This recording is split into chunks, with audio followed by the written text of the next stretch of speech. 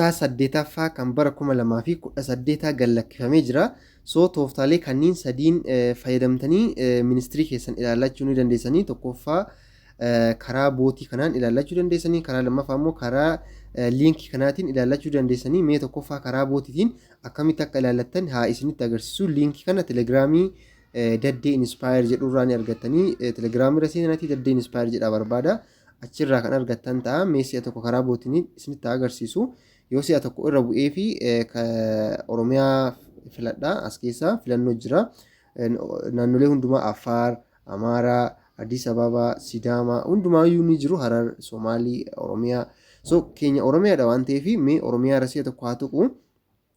Zeen amma maal na filachiisa? Gireedii na filachiisa. Kan nu barbaadaa jiru mee gireed 8dha waan ta'eef gireed 8 si'a tokko irratti hin tuqa. Zeen sana booda maal na filachiisaa ammas gara gadiitti Oromiyaa ta'uu isaanii filadhaa. Gireedii isaa filadhee jira.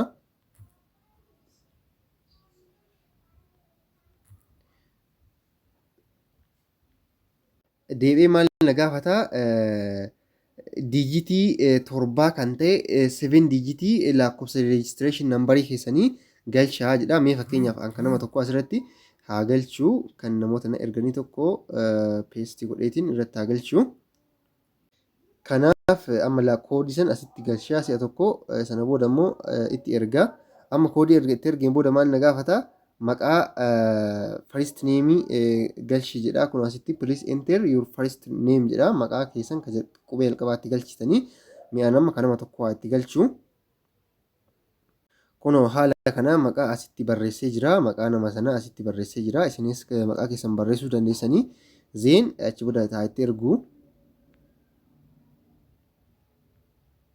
Kunoo amma immoo process godhee naa fidee jira jechuudha. Kunoo maqaa gireedii namni sun fide gosa barnootaa wajjin hundumaa wajjin kan fiduudha. Averejii, persentaayilii, tootaal iskoorii, maarkii fa'aa wajjin hundumaa walii akkanatti maqaa keessan fidaa. Liinkii kana immoo telegiraamii keenya irraa argattanii jechuudha.